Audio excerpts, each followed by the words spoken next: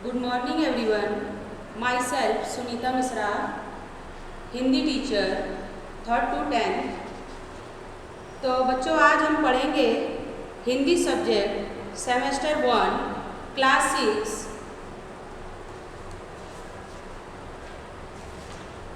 हमारा पहला चैप्टर है दयालु शिकारी। हमारा पहला चैप्टर है दयालु शिकारी चित्रपाठ। अभी चित्रपाठ में क्या है कि चित्रों के द्वारा हमको समझना है। चित्र से ही हमको क्वेश्चन के आंसर मिलेंगे और चित्रों में ही हम देखेंगे कि उसमें हम क्वेश्चन के आंसर किस तरह से दिए हुए हैं। तो हम पहले चित्रों को ध्यान से देखेंगे, पढ़ेंगे, समझेंगे, तब हम उसके आंसर लिखेंगे।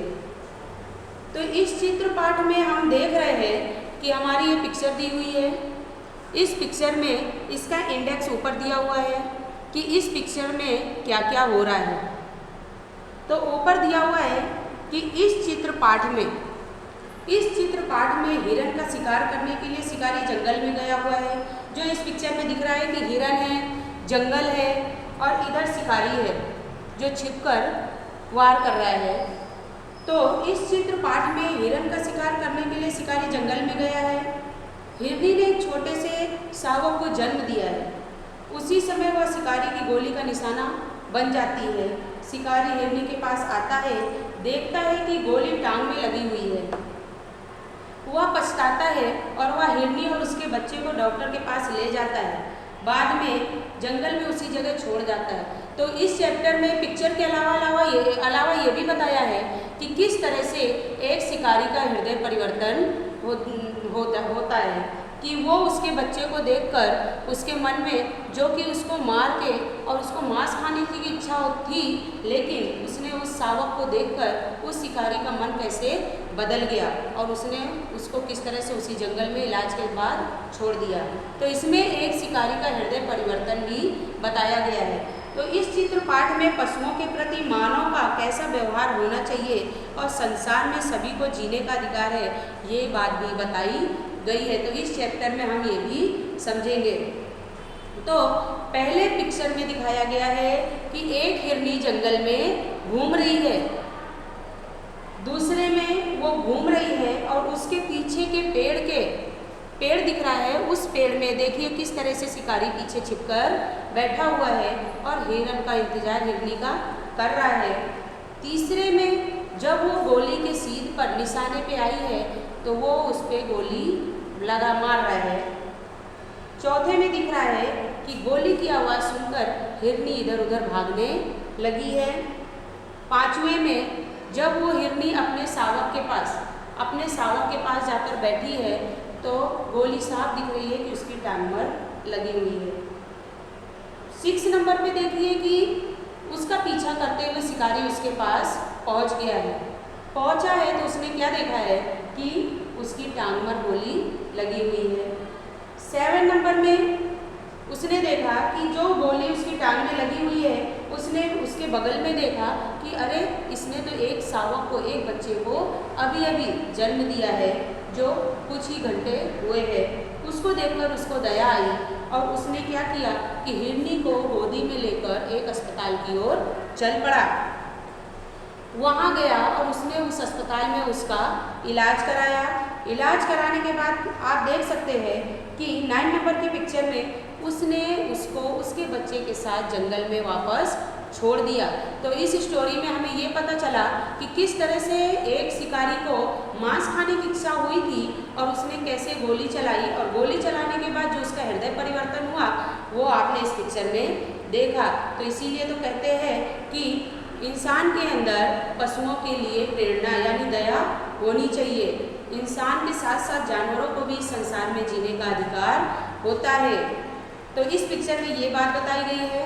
दूसरा पेज नंबर 2 है। पेज नंबर 2 में अभ्यास है। आपके अभ्यास दिया हुआ है जो आप नोटबुक में कर सकते हैं। नोटबुक में करने के लिए चित्र का अवलोकन करके प्रश्नों के उत्तर दीजिए। मतलब हमने ये पिक्चर आपको दिखाई, इस पिक्चर से रिलेटिव ही क्वेश्चन इधर दिए हुए हैं जिसका आंसर आपको यहाँ पिक्चर में से मिलेगा। पहला है, इस चित्र पाठ में किस पशु की बात की गई है। तो हमको पता है कि इस चित्र पाठ में हमने किस पशु के बारे में जाना, उसको देखा। आपने किन किन पशुओं को और भी देखा है, तो ये एक्टिविटी है आपकी कि आपको पता होना चाहिए कि हिरण के अलावा जंगल में और कौन कौन से जानवर होते हैं और आपने कौन कौन से जानवर देखे हैं। जंगल में कौन कौन से जानवर आपको देखने को मिलते हैं। चित्र पाठ के आधार पर शब्दों की सूची बनाइए। 5 नंबर है, चित्र पाठ के आधार पर चुने गए शब्दों को लेकर वाक्य बनाना है। मतलब इस पिक्चर में जितने भी आपको सेंटेंस दिखाई दे रहे हैं उससे रिलेटिव आपको वाक्य बनाने हैं। फिर सेकंड नंबर है, चित्रों के आधार पर निम्नलिखित जैसे प्रश्न पूछकर दयालु शिकारी की कहानी और आगे बढ़ाइए। जैसे कि एग्जाम्पल दिया है, पहले चित्र में हिरनी क्या कर रही है, तो आपने पहले चित्र में क्या देखा कि हिरनी पूरे जंगल में विचरण कर रही थी, घूम रही थी।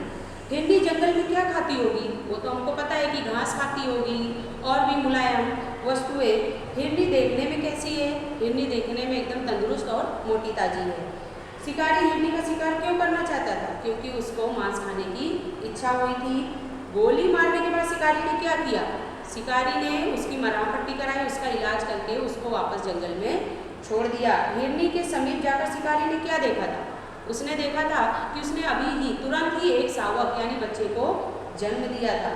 शिकारी हिरनी को कहाँ ले गया और क्यों, तो ये हमने पिक्चर में देखा कि शिकारी हिरनी को अस्पताल ले गया। क्यों ले गया, क्योंकि उसको उसकी जान बचानी थी। 8 नंबर का क्वेश्चन है कि शिकारी ने हिरनी के साथ कैसा व्यवहार किया और क्यों किया। क्योंकि उसने हिरनी के साथ वैसा ही व्यवहार किया जैसा कि एक घायल इंसान के साथ करना चाहिए। उसने उसकी मदद की और क्योंकि उसको उसके शावक यानी बच्चे पर दया आ गई थी। इसके बाद हम देख रहे हैं कि क्वेश्चन नंबर 3 में है कि वर्ण के आधार पर अधिक से अधिक शब्द बनाने हैं। वर्ण आपको नीचे दिए हुए हैं और इसी से रिलेटिव आपको शब्द बनाने हैं जितने भी आए, जैसे कि टा है, ड है, माँ है, भा है। तो इसमें से आपको कितने शब्द बना सकते हो, आप बनाइए। उसके बाद स्वाध्याय एक्टिविटी है पेज नंबर 3 में। स्वाध्याय में पहला है कि शिकारी हिरनी के पास क्यों गया, अपने विचार व्यक्त कीजिए। तो हमने पेज नंबर 1 और 2 में यही पढ़ा कि वो शिकारी हिरनी के पास क्यों गया, हमको पता है। उसके बाद दूसरी स्टोरी हमारी फिर आई, नीचे 2 प्रसिद्ध कहानियों के चित्र दिए गए हैं, उनके नाम लिखकर कहानी लिखिए। ये एक्टिविटी आपको नोटबुक में करनी है, ये पिक्चर देखकर। और ये पिक्चर आपने बचपन से 3rd, 4th, 5th में आपने पढ़ी होगी कि ये पिक्चर आपको क्वेश्चन इसमें दिख रहा है कि 2 बतख है और एक कछुआ है। तो ये स्टोरी में क्या है, आपने बचपन में पढ़ा है कि बतख और कछुआ दोनों क्या होते हैं, तालाब के किनारे रहते हैं और दोनों में मित्रता हो जाती है। मित्रता जब हो जाती है तो जब कुछ दिनों के बाद बारिश नहीं होती है तो उन लोगों को कहीं और जाने का डिसीजन लेना पड़ता है। लेकिन उनके तो हंसों के तो पंख होते हैं लेकिन कछुए के नहीं होते हैं। लेकिन मित्रता के कारण वो उनको लेकर गए। लेकिन कछुए में क्या थी, एक बुरी आदत कि वो बहुत बोलता था, जिसको मना करने के बाद भी कि हाँ हम तुम्हें अपने साथ ले चलेंगे लेकिन तुम्हें अपनी चोंच बंद करनी पड़ेगी, लेकिन वो मानता नहीं है। और दूसरे पिक्चर में दिखाई पड़ रहा है कि वो दोनों फ्रेंड अपनी मित्रता निभाने के लिए उसको बीच का पार्ट उसकी चोंच में दबाकर उसको लकड़ी के सहारे दूसरे स्थान पर ले जा रहे हैं। लेकिन 3rd में क्या हुआ कि वो कछुआ गिर पड़ा, क्योंकि उसको ज़्यादा बोलने की आदत थी। उसने ऊपर से देखा कि नीचे बहुत सारे लोग चिल्ला रहे हैं, बातें कर रहे हैं, तो उसने भी बोलने की कोशिश की और वो नीचे गिर पड़ा। तो इसमें से हमें क्या सीख मिलती है, तो ये सब आपको नोटबुक में स्टोरी की सहायता से लिखना है। उसके बाजू में ही एक कौवा, प्यासा कौवा कहानी जो आपने पहले भी पढ़ा है 5th क्लास में। तो इसमें क्या है कि कौवा जो प्यासा है लेकिन बुद्धिमान, इसको बुद्धिमान बताया गया है स्टोरी में, क्योंकि कौवा जब प्यासा था तो वो पानी की तलाश में इधर उधर भटक रहा है पहली पिक्चर में। दूसरी पिक्चर में उसको एक उपाय सूझा कि उसने घड़े में आसपास के पड़े कंकड़ को उसमें डालना शुरू किया मटके के अंदर। तीसरे में क्या हुआ कि उसमें पानी ऊपर आ गया कंकड़ के द्वारा और वो पानी पिया और वहाँ से उड़ गया। इस तरह उसने अपनी प्यास बुझाई। तो इसलिए इस स्टोरी का नाम आप बुद्धिमान कौवा भी रख सकते हैं। तो इस तरह से आपकी ये दोनों स्टोरी है, आप इसको नोटबुक में लिख सकते हैं। पेज नंबर 4 में भी आपको स्टोरी दी हुई है, कौवा और लोमड़ी। ये भी आपने पहले पढ़ी हुई स्टोरी है। तो उसमें दिया हुआ है कि पहले पिक्चर में क्या है कि कौवा है वो कहीं कहीं से रोटी दबाकर अपनी चोंच में लेकर आया और एक डाल पर बैठ गया। डाल पर बैठा ही था कि उसकी नज़र उस पे एक लोमड़ी की नज़र पड़ गई। उसने देखा कि अरे ये रोटी तो मुझे खानी है, उसके मुंह में पानी आ गया। उसने 3rd नंबर में देखो वो क्या कर रही है कि वो कौवे को बहलाने की कोशिश कर रही है, उसको मक्खन पालिश कर रही है, उसको खूब बता रही है कि अरे कौवा आप तो बहुत अच्छा बोलते हो, बहुत अच्छा गाना गाते हो। ये सब चीज़ें उसको बढ़ा रही है कि वो किसी तरह अपनी चोंच खोले और उसकी रोटी नीचे गिर जाए।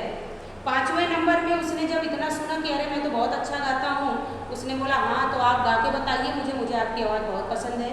तो वो इतना होशियार था कि उसने अपनी रोटी को क्या किया है, 5वें नंबर के पिक्चर में देखिए कि उसने अपनी रोटी को चोंच से निकालकर अपने पंजे में दबा लिया और उसके कहने पर गाना शुरू कर दिया।